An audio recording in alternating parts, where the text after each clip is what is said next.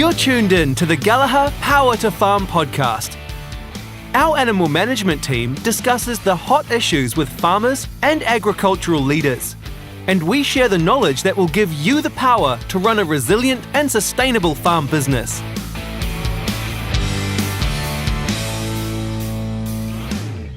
I'm Mark Harris, Marketing Manager for Gallagher Animal Management and part-time dairy farmer. Today we're going to talk a little bit about weighing systems, the actual practical nitty-gritty about how you weigh livestock to measure performance. And with me today, I'm lucky to have two of our Gallagher Territory Managers, Tom Fitzgerald and Mark Maitland. They're going to share a few tips and tricks and help you get the best value from your weighing and EID gear. Welcome, guys, and thanks for joining me today. Cheers, Mark. Afternoon. Tom, you look after Gallagher's farmer customers in the Bay of Plenty and East Coast regions. Can you just tell us a bit about yourself and how you came to be at Gallagher? Hi, Mark. Yes, I'm Tom Fitzgerald and I've been with Gallagher for just over 3 years now. I was born and raised in the Bay, so I know the area very, very well. I love the area that I look after because I've recently acquired the East Coast region. This has given me my territory great balance. So I've got the strong dairy in the Bay of Plenty, you know, the Reparoa, Eastern Bay. You've got a good amount of velvet in there as well.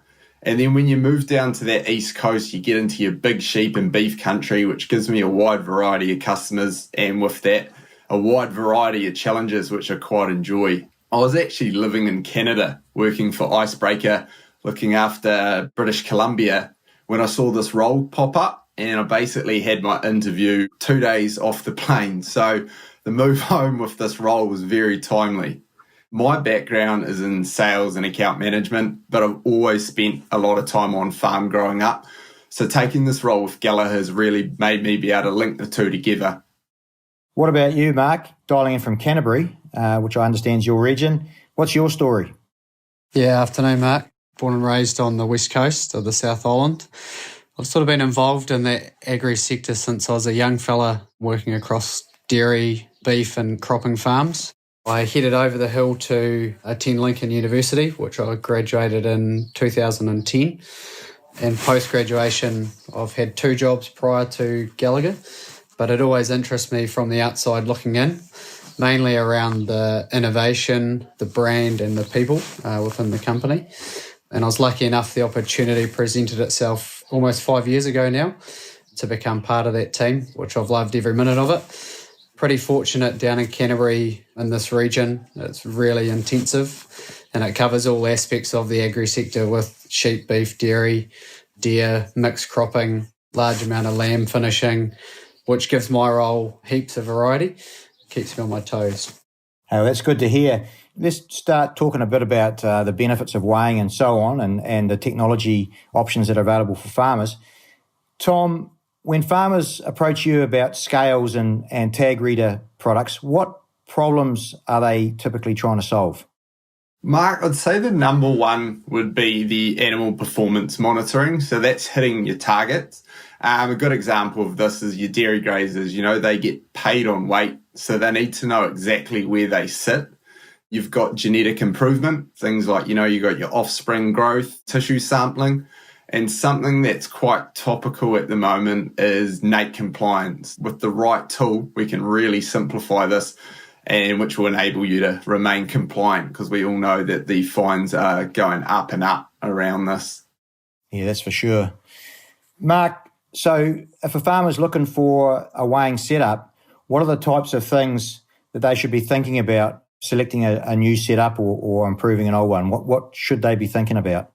I think they need to understand what their goal is, what they want to achieve, first and foremost. So whether that is it just weights, is it EID focused around some of the things Tom just mentioned and growth rate performance, or is it more in-depth around trait recording, vaccinations and condition scores and the like? So with all that in mind, they obviously to a farmer, it has to be functional. It has to be easy to use and make their life a lot easier.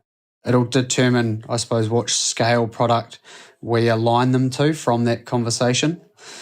And also a big part of that is our data integration. A lot of people across the farming sector are using different platforms So that is a key thing to take into consideration, that transfer of data and integration.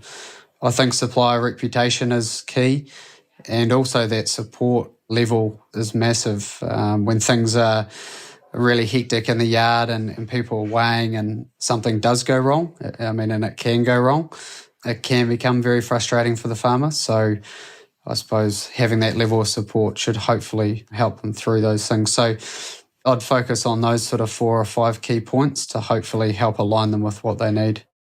So, Tom, can you just give us some examples of some of the pitfalls with weighing setups you've seen out there? I guess you guys must get onto a lot of farms and see a lot of different setups and different interpretations on what a good yard setup and so on is. Do you want to just give us a view of some of the things you've seen that maybe aren't so optimum? Yeah. A lot of the stuff that we see, I guess, prep and planning come into this quite a lot at the start. The reality is farmers weigh, and so if you can make this as enjoyable as possible, the likelihood you're going to do it's going to become more fluid. So some of the interesting things that I have seen out there are crushers sitting on uneven dirt or exposed aggregate, drafters and crushers not secured down, so that's when your animals are going on, it's just sliding all over the place. Load bar cables, if they're not secured or cable tied away, they just get in the way of cleaning, and as a result you typically end up with your wires getting pinched, causing inaccurate weighing. A big one is load bars sitting in moisture or getting washed down with a high pressure hose, which is an absolute no-no. So just little things like if you can lift them up to help out with cleaning, to remove the sludge and remove the moisture from around those load cells, it just means you're going to have less headaches.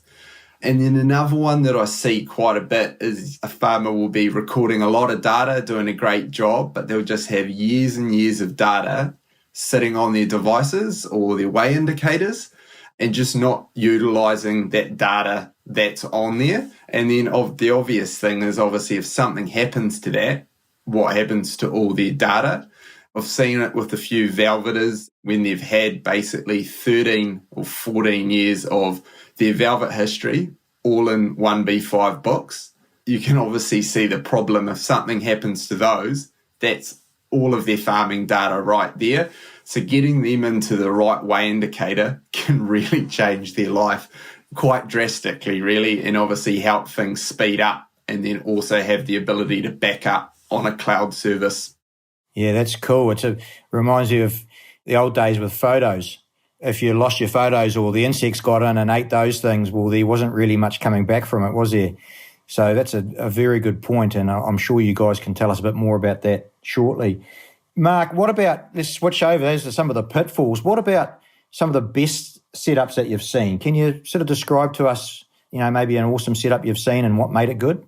Yeah, it's definitely the fun part of the job, Mark, like getting out on farm and seeing all the different scenarios. No one scenario is ever really the same, given the location of yard and what area the farmer might have to work with. But the best ones I've seen dive back to how passionate the farmer is about weighing and understands cattle flow and really is enthralled in data and likes that. And I think that what falls out of that is they do have really good yard facilities. They keep things really spotless.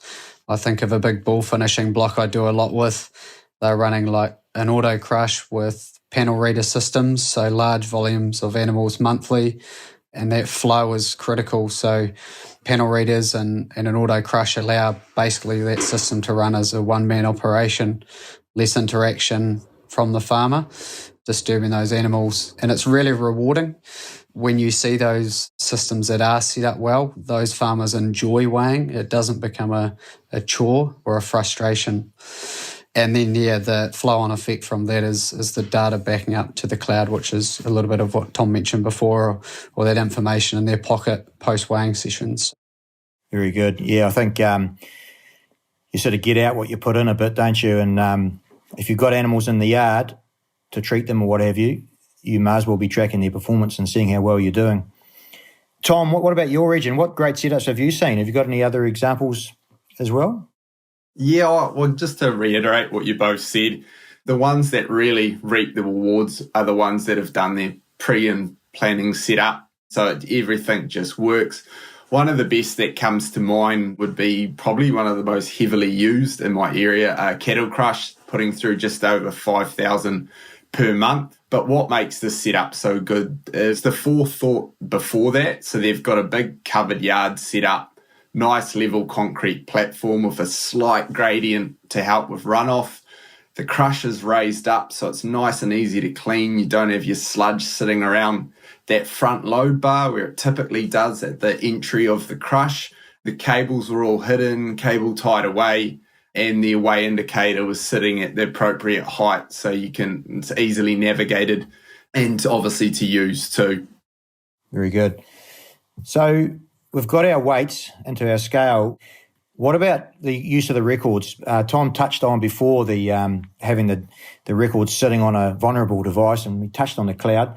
Mark, have you got an example that you could describe for us where you think a farmer's really making use of the records and to drive their operation? Yeah, definitely. I mean, as I mentioned earlier, that Canterbury region is really intensified, and a drop out of that is people are really focusing on how they measure things. And I think, especially in the deer sector, there's one key farmer I'm involved with that stands on a pedestal and really focuses around the data and how gold that is to their management decisions. They focus a lot around DNA performance, genetics, gain in the animal and velveting performance, and the ability to have pedigree chart data linking back to velvet performance in the yard live is invaluable. And, that allows them to focus on some processes they have around embryo transplant, high selection of high-performing animals. But what drives it when you get to the nitty-gritty is the management level that they have on that farm and how passionate they are about not only improving their farming space, but also their sector. And they want to be a market leader and they want to help their industry grow. And when you encompass in all that with all the data that they collect, it becomes a really good story for them, and they have a story to tell, and they'll also help other people in that industry, which is very pleasing to see from the outside. So data really is the gold nugget for their operation to be successful. Fantastic. Yeah, when someone sells a farm, you think about a dairy farm, the production records really are a key influencer in the value of that farm, aren't they? And right through the sector, if farmers are keeping good records and understand the rates of gain they can get and etc., it really speaks to the quality of their farming operation, the quality of their stock and the value of their land. So pretty interesting story.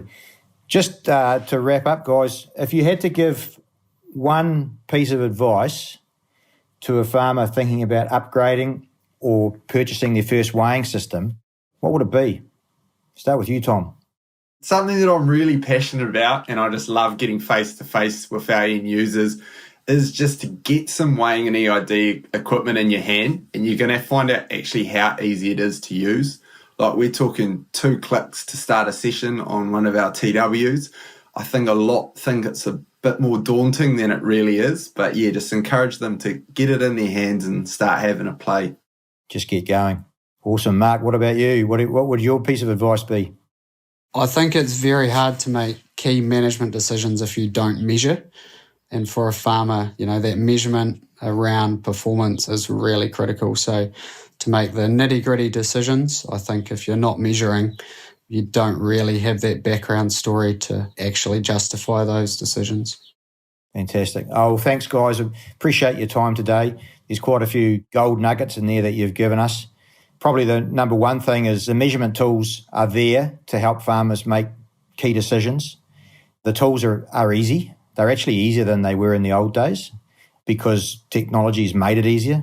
On top of that, the advice and support's out there. They're only a phone call away. And there's no reason that every farmer can't understand fully the performance of their stock and run a first-class operation. So thanks very much for your time. Appreciate it. Talk again soon. Cheers, Mark. Thank you very much. 10-4 rubber duck.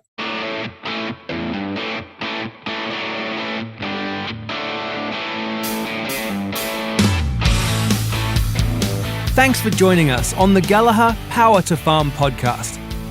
Learn more about today's topic and our panel guests by visiting www.am.gallagher.com.